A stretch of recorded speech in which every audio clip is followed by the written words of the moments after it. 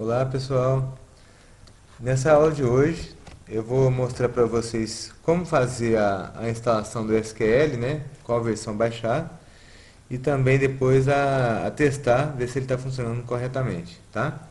Então eu já estou aqui no site de download do SQL Server, né? Esse site de download direto do site da Microsoft. E aí aqui ele vai abrir inicialmente essa página, né? Olha lá, Microsoft SQL Server 2008. E aí, detalhe que tem a versão Express, né, que é a versão gratuita, então a gente vai abrir ele. E depois disso, eu vou... Então, eu tenho aqui as versões disponíveis, né? No meu caso aqui, eu estou usando o Windows 32 bits, o Windows 7 32 bits, então eu fiz o download dessa versão. Se você estiver usando o Windows 64 bits, você faz o download dessa primeira versão aqui, tá? E aí, após o download, eu vou mandar executar esse arquivo que eu fiz o download, né? Ele vai carregar a instalação, demora um pouquinho mesmo, que ele vai extrair os arquivos todos primeiro. E aí depois de extrair os arquivos e começar a instalação, vai aparecer essa tela aqui para vocês, tá? No meu caso aqui, pode ser que dê alguma diferencinha é, para o procedimento que vocês estão fazendo aí, porque eu já tenho instalado o SQL Server, tá? Mas eu acredito que não vai ser nada substancial não. Então eu cliquei aqui para fazer uma nova instalação, né? No de vocês provavelmente vai ter só nova instalação, não vai ter adicionar recursos a uma instalação existente.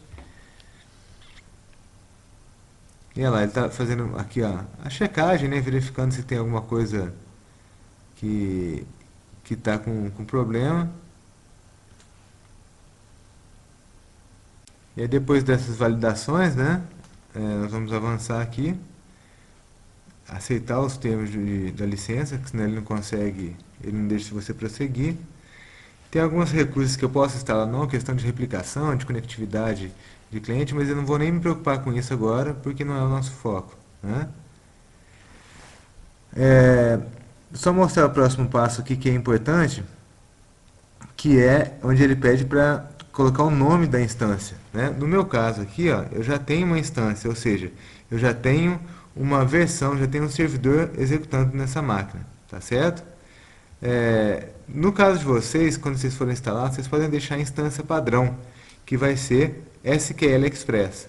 Para que serve isso? Essa instância é como se eu pudesse ter vários servidores rodando na mesma máquina, tá?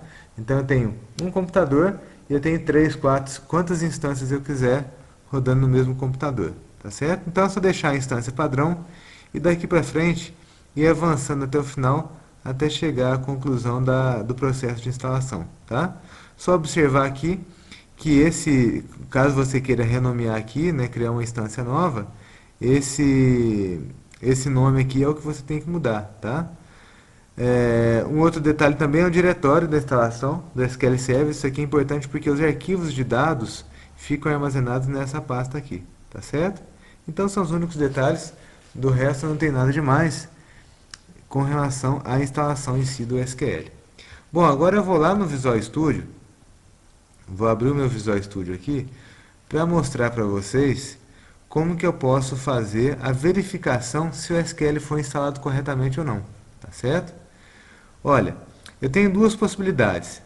Se eu estiver usando o Visual Studio Professional, como o meu aqui, ou então alguma outra versão completa, eu vou ter o View Server Explorer. Se não for essa versão, se for a versão Express, você não vai ter o Server Explorer, você vai ter o Database Explorer, tá?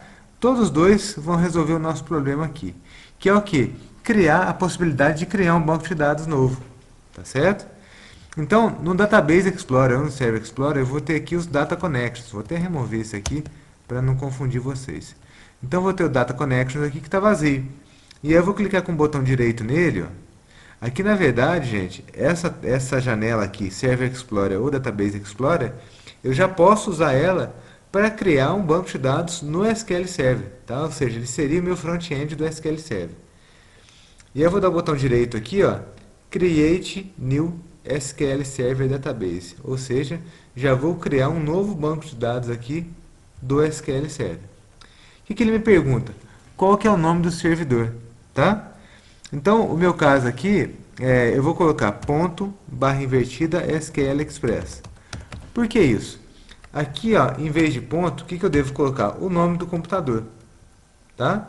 Então, a minha opção é colocar, por exemplo, o nome do computador, barra invertida SQL Express, ou então, ponto. Quando eu ponho ponto, eu falo para ele o seguinte, ó, não importa o nome, é o computador local, tá? É o localhost. Então, no meu caso aqui, como eu estou usando o servidor que é o computador local, eu vou colocar ponto. Se o servidor fosse uma outra máquina, em vez de ponto, eu colocaria o nome ou então o IP dessa máquina remota, tá? E aqui eu já vou colocar, ó, o nome do banco de dados. Então, eu vou colocar, para fazer um teste, colocar o nome de banco, teste mesmo, e vou dar OK. Só um detalhe, gente. Tem aqui, ó, Use Windows Authentication ou Use SQL Server Authentication. Qual que é a diferença dos dois aqui? Se eu colocar o Windows Authentication, eu vou trabalhar com usuário e senha do Windows para poder me autorizar o uso do SQL Server, tá? Ou seja, o usuário e senha do Windows é que vão fazer a autenticação no SQL Server. Se eu não quiser usar o do Windows, eu posso escolher qual usuário e qual a senha que eu tenho para fazer conexão no SQL Server, tá?